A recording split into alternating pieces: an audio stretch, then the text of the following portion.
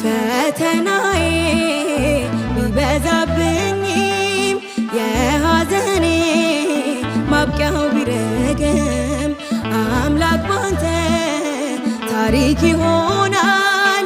የደስታ ቀን ለኔም ይመጣል።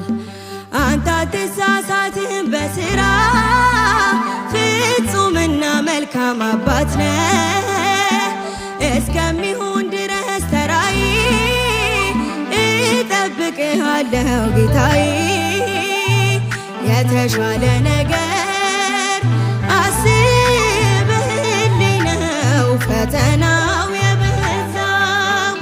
ነገ መልካም ቀን ያለው በዚህም አምናለሁ።